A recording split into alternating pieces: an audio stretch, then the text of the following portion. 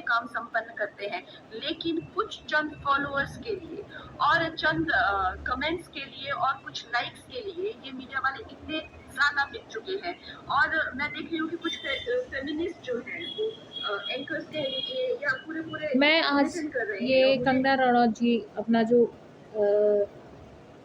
मतलब ओपिनियन रखी हैं जेंजी के लिए कि वे देश के गटर हैं या उन्हें कुछ भी नहीं आता है, वो प्रधानमंत्री जी को गाली दे रहे हैं, प्रधानमंत्री की माँ जी को गाली दे रहे हैं। हालाँकि ये सही नहीं है, गाली देना मैं भी मानती हूँ सही नहीं होता। पर वो क्यों ऐसा करे हैं? उनके साथ क्या ऐसा हुआ है कि वो ऐसा करे हैं? आपको इस पे भी सोचना चाहिए कंगना जी। जेन जी को कोई शौक नहीं था कि वो जंतर-मंतर जाते, भूखे रहते और प्रोटेस्ट करते वो। उनको बिल्कुल भी शौक नहीं था। अपने घर के बाहर रह के वो गर्मी में खाना मिल रहा है या नहीं मिल रहा है, उसका कोई परवाह ना करते हुए वो प्रोटेस्ट कर रहे थे। किसके लिए? अपने फ्यूचर के लिए। हम या कंगना जी या प्रधानमंत्री जी या कोई भी पॉलिटिशियन या कोई भी इंडस्ट्रियल आप ले लो या गवर्नमेंट सर्वेंट ले लो, तो वो सब कहीं न कहीं सेटल है।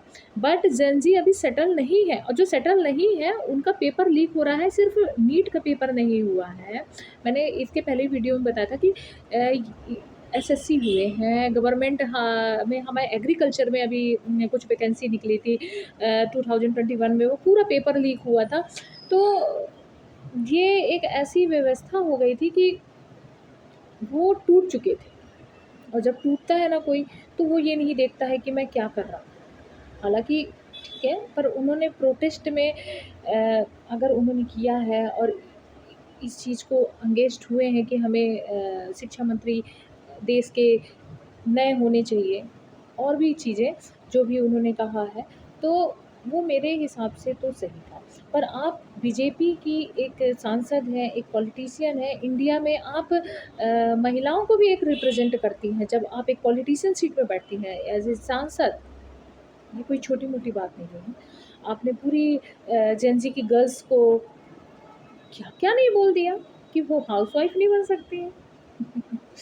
थोड़ा-सा अजीब लगता है क्योंकि आप खुद भी हाउसवाइफ़ नहीं हैं और ड्रग्स लेते हैं, ओह माय गॉड! ड्रग्स लेते हैं जेन ज़ी। मेरे तो खुद अभी जेन अल्फ़ा है और मेरी जेन ज़ी भी है मेरे घर में। हम किसी को 100% नहीं कह सकते हैं कि वो ऐसे हैं। आप मिलेनियम होके भी तो ड्रग्स लिए होंगे ना, आपने खुद इसको चीज़ को एक्सेप्ट किया है, तो प्लीज़ आगे से आप कुछ भी बोले, तो मेरे ख़्याल से आपको सोच समझ के बोलना चाहिए क्योंकि आप एक नेता हैं।